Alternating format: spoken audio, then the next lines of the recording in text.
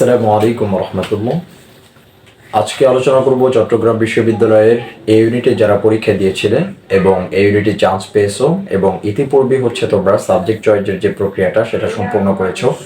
So এই unit সম্পর্কে বিস্তারিত আলোচনা করব আজকে। তো চলো ভিডিওটি শুরু করা যাক। চট্টগ্রাম বিশ্ববিদ্যালয়ের এই ইউনিটে টোটাল সাবজেক্ট আছে তোমার 21টি। Total subject 21টি। এখন কথা হচ্ছে যে যাদের মেরিট পজিশন শুরুতে আছে তারা তো অনেক ভালো সাবজেক্ট পাবে, তোমরা তোমাদের পছন্দের সাবজেক্টগুলো পাবে। এখন কথা হচ্ছে যে তোমার আসলে কোন সাবজেক্টে পড়া উচিত। তো এইটা মানে এই ইউনিটে যতগুলো সাবজেক্ট আছে 21টা সাবজেক্ট। তো টোটাল 21টা সাবজেক্টের কোনটার ভ্যালু কিরকম সেটা একটু বলার ট্রাই করব। কোনটা তোমার সিরিয়াল লিস্টের প্রথমে রাখবা, কোনটা লাস্টে রাখবা, এটা আর কি বলার ট্রাই করব। তো সায়েন্সের স্টুডেন্ট যারা আছো এই ইউনিটে যারা পরীক্ষা দিচ্ছ, তো প্রথম দিকে যাদের সিরিয়াল আছে তাদের প্রত্যেকেরই একটা চাওয়া, সেটা হচ্ছে ফার্মেসি। ফার্মেসির ভ্যালুটা অনেক, বিকজ এটাতে জব সেক্টর অনেক আছে। কারণ তুমি যদি গভর্নমেন্টাল জব করতে নাও পারো, তো তোমার বিভিন্ন ধরনের কোম্পানিতে তোমাকে ডাকবে। তো সবারই পছন্দের প্রথম সাবজেক্টই থাকে ফার্মেসি। এরপরে যেটা আছে সেটা সিএসসি, কম্পিউটার সায়েন্স ইঞ্জিনিয়ারিং। 2 নম্বরে প্রত্যেকেই রাখার ট্রাই করে সিএসসি, কম্পিউটার সায়েন্স ইঞ্জিনিয়ারিং। এবং একটা সাবজেক্ট যেটা যে এটা ছাড়া তুমি আসলে চলতেই পারবে না বর্তমানে, কারণ বর্তমানের যুগটা এআই, আর এআই মানে কি কম্পিউটার, ঠিক আছে।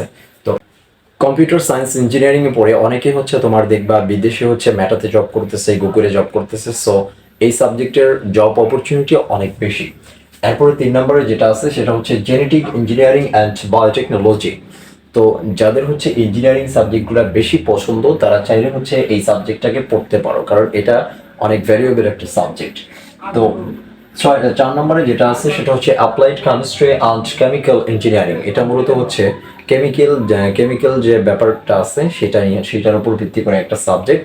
তো এরপরে 5 নম্বরে যেটা আছে সেটা বায়োকেমিস্ট্রি অ্যান্ড মলিকিউলার বায়োলজি। তো এটা অনেক ভালো সাবজেক্ট এবং ডিমান্ডেবল একটা সাবজেক্ট। সো পছন্দের 5 নম্বরে তুমি বায়োকেমিস্ট্রি অ্যান্ড মলিকিউলার বায়োলজি এটা রাখতে পারো। এবং 6 নম্বরে যেটা আছে সেটা মাইক্রোবায়োলজি। অনেকে মেডিকেলের জন্য অনেকে প্রিপারেশন নিচ্ছিলাম বায়োলজির উপরে একটা শুরু থেকেই তোমাদের একটা ঝোঁক আছে, পছন্দের সাবজেক্ট বায়োলজি যাদের ছিল।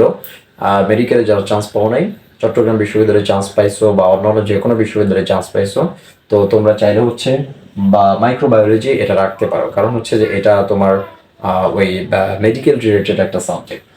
তো 7 নম্বরে যেটা আছে সেটা ত্রিপলি। ত্রিপলি একটা ড্রিম সাবজেক্ট। আমি বলি চট্টগ্রাম বিশ্ববিদ্যালয়ে যারা পড়ে প্রত্যেকেই এটার উপরে বেশি স্যাটিসফাইড থাকে। তো 8 নম্বরে যেটা আছে সেটা কেমিস্ট্রি। 8 নম্বরে রাখছে কেমিস্ট্রি এবং 9 নম্বরে আছে ম্যাথমেটিক্স। কিন্তু কথা ম্যাথমেটিক্স পেতে হলে তোমাকে অবভিয়াসলি গণিতে আলাদা করে 5 পেতে হবে। গণিতে কি করতে হবে? আলাদাভাবে 5 পেতে হবে। আর তোমরা জানো যে বিসিএস যদি তোমাদের ম্যাথমেটিক্স থাকে, তাহলে বিসিএস এর ক্ষেত্রে একটু আগায় থাকবা, অনেক আগায় থাকবা। তো 10 নম্বরে আছে ফিজিক্স। 10 নম্বরে আছে ফিজিক্স এবং 11 নম্বরে যেটা সেটা ফরেস্ট্রি। আর ফরেস্ট্রিতে মোটামুটি ভালো একটা জট আছে, কিন্তু বর্তমান যে প্রশাসন আছে এই প্রশাসন এই জটগুলা কমানোর ট্রাই করতেছে। তো ফরেস্ট্রিতে যদি কেউ ভর্তি হতে চাও সেক্ষেত্রে তোমার ডিপার্টমেন্টের ফরেস্ট্রি ডিপার্টমেন্টের কোনো বড় ভাইয়ের সাথে ভালোভাবে কথা বলে তারপরে তোমরা সেখানে ভর্তি হতে পারো। এরপর 12 নম্বরে যেটা আছে সেটা এনভায়রনমেন্টাল সায়েন্স। তো এটাও একটা ভালো সাবজেক্ট, মানে পরিবেশের উপর আর কি ভিত্তি করে যে সাবজেক্টটা সেটা। 13 নম্বরে যেটা আছে সেটা ফিশারিজ। ফিশারিজে মোটামুটি ভালো পরিমাণের জট আছে, কিন্তু চট্টগ্রাম বিশ্ববিদ্যালয়ের যে ফিশারিজ তোমার ফ্যাকাল্টিটা আছে এটা অনেক ভালো আর কি, ঠিক আছে। অনেক পরিপাটি সুন্দর করে আর কি বানানো হয়েছে। তো এটাতে যারা ভর্তি হবে তারা আর কি সিনিয়র যারা আছে তাদের সাথে একটু কথা বলে তারপরে ভর্তি হওয়ার ট্রাই করবা। এবং 14 নম্বরে যেটা আছে সেটা স্ট্যাটিস্টিক্স। এবং 15 নম্বরে যেটা আছে সেটা মেরিন সায়েন্স। এটাতেও কিছুটা জট আছে, তো খুব বেশি না। তারপরে সিনিয়র যারা আছে এদের সাথে কথা বলে ভালোভাবে সবকিছু জেনে তো তারপরে এটাতে ভর্তি হওয়ার ট্রাই করবা। এবং 16 নম্বরে যেটা আছে সেটা সয়েল সায়েন্স। এটাও মোটামুটি ভালো সাবজেক্ট। এবং 17 নম্বরে যেটা আছে সেটা সাইকোলজি। তালিকার 18 নম্বরে আছে জিওগ্রাফি অ্যান্ড এনভায়রনমেন্টাল স্টাডিজ এবং 19 নম্বরে আছে ওশানোগ্রাফি। ওশানোগ্রাফিতে কিছুটা জট আছে, বাট সেটা বেশি না। 20 নম্বরে আছে হচ্ছে বোটানি, 20 নম্বরে হচ্ছে বোটানি এবং 21 নম্বরে আছে হচ্ছে জুলজি। তো বোটানিতে হচ্ছে কিছুটা জট আছে। তো তোমরা যদি হচ্ছে যারা ভর্তি হবা বোটানিতে তাদের হচ্ছে বা কোনো সিনিয়র ভাইয়ের সাথে কথা বলে দেন হচ্ছে ভর্তি হবা।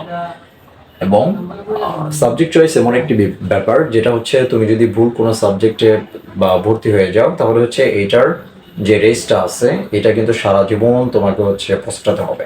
তো খুব বুঝে শুনে চিন্তা ভাবনা করে তারপর হচ্ছে সাবজেক্ট তোমরা চয়েস করবা। এখন পরবর্তী যে ভিডিওটা আসবে সেটা হচ্ছে তোমার বি ইউনিট সম্পর্কে বিস্তারিত আলোচনা করবো। বি ইউনিটে কয়টা সাবজেক্ট আছে কয়টা নাই, তো সেই সম্পর্কে আলোচনা করার ট্রাই করবো। তো ততক্ষণ পর্যন্ত তোমরা সাথেই থাকো, ভালো থাকো, সুস্থ থাকো, ধন্যবাদ।